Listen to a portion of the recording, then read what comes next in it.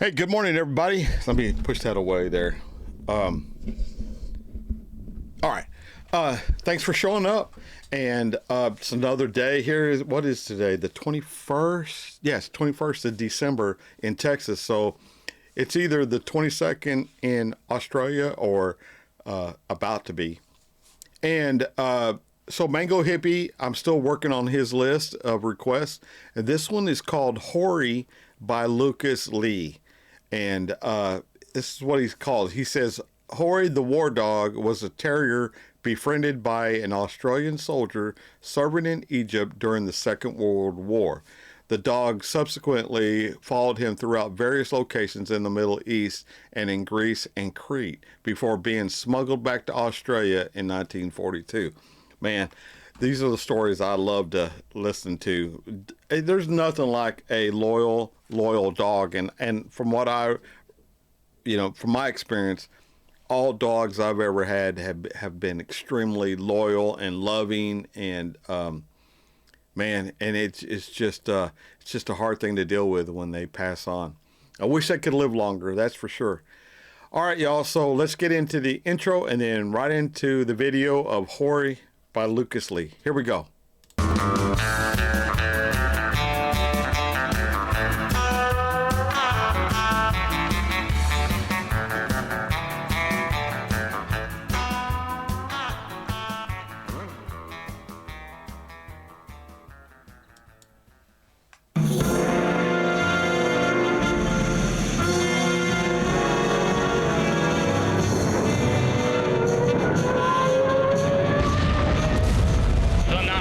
Pushing us hard, but we're still holding firm.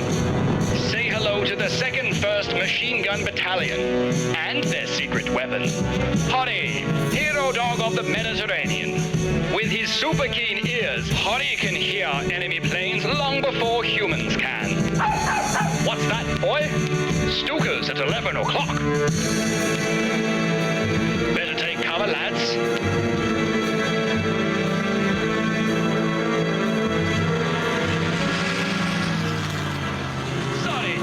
You can't hit what you can't see.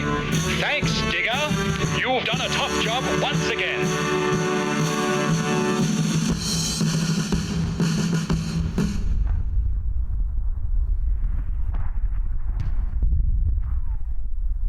When soldiers go to war, basically what they do is they pair off with each other. They become mates, and it's almost like a marriage. They're fighting all the time, then they're making each other cups of tea at other occasions. In the case of a dog, if it had got killed or if it got left behind or something like that, it would have affected me the same as I would have lost a soldier mate. Jim Moody found, I think, the same relationship with his dog. In the case of Horrie, he became attached to the troops and attached to Jim, and started to become aware that he had to protect these men. He could do something for them. Horrie became a war dog, but also suddenly became something that was normal in their world of abnormal, which was fighting the Germans. Horrie and Jim went through the war, and they would have had a horrendous time, the same as all the other diggers did over there. You took everything that the enemy threw at you, and Jim and his boys took everything the enemy threw at them.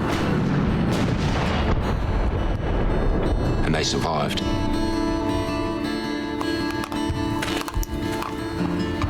But in the end, they find that one of their greatest enemies was actually going to be the Australian government when it came to repatriation back home. These dogs were in countries that had exotic diseases. Quarantine was a very real issue. Jim knew that if he was found with that dog trying to get back into Australia, he'd be in big trouble. But worse, the dog would have to be destroyed, would be destroyed. But diggers being what they are and Jim being what he was, you always try it on, see if you can do it. The obvious place to put a dog that size was in his kit bag. Jim got on board with Horrie, along with lots and lots of other pets.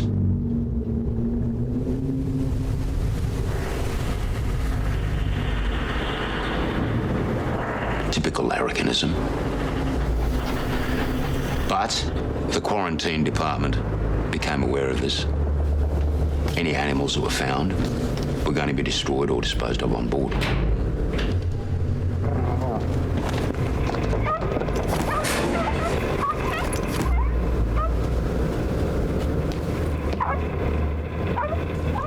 At this time, I think up to 185 dogs had been found.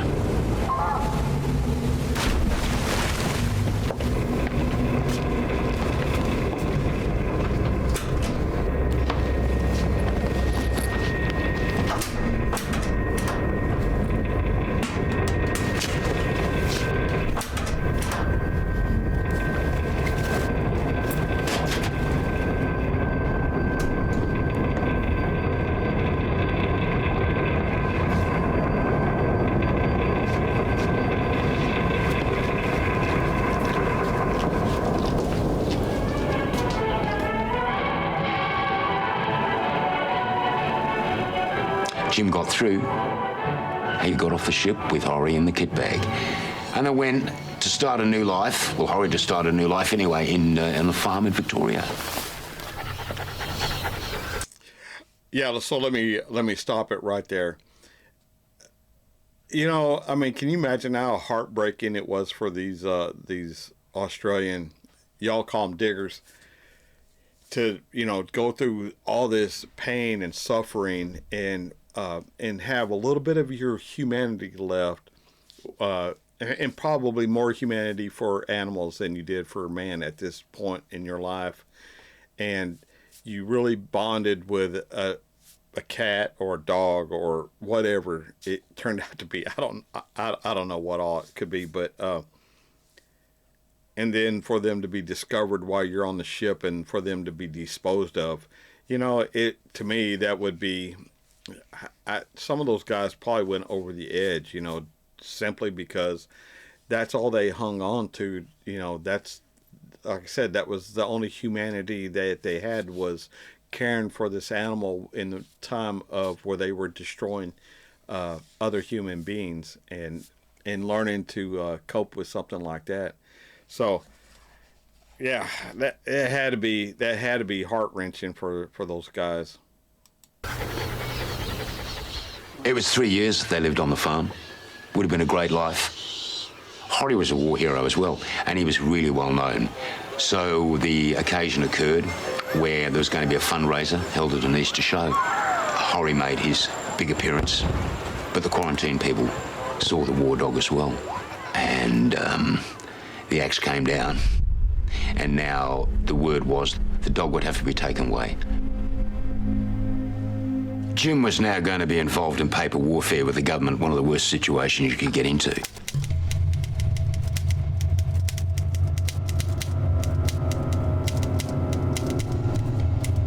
Jim wrote a pretty good letter with a great deal of compassion as well as common sense.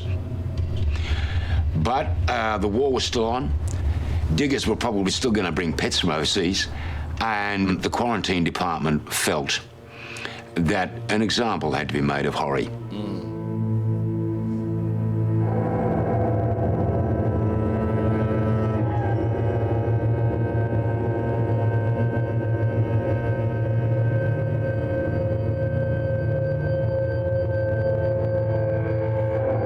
Jim lost his battle with the bureaucracy, and Horrie lost his life.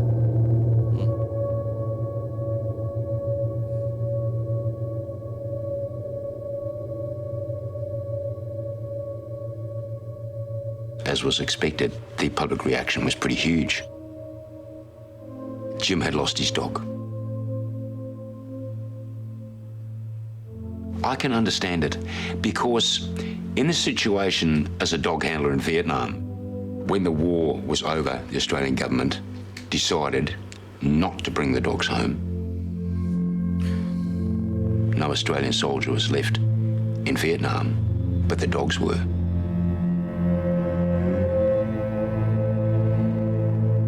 The handler had to deal with this anguish, not only when he left the dog and came home, but also years after. Yep. When we had Anzac Day parades, when we had reunions, there was always something missing.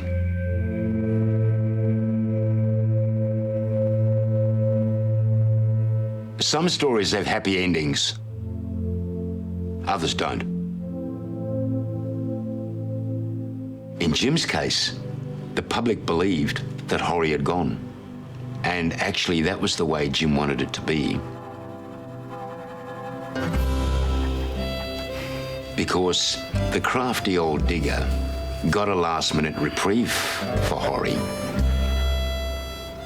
For 50 cents, or whatever it was in those days, Jim bought a condemned dog that was due to be put down, and he replaced Horrie with that dog.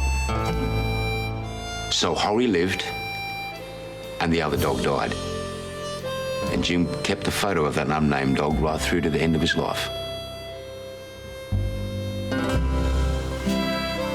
Jim did something amazing. He actually got Horrie home. He got him off death row. And he kept it a secret right through all the years of his life. He did something we could never do.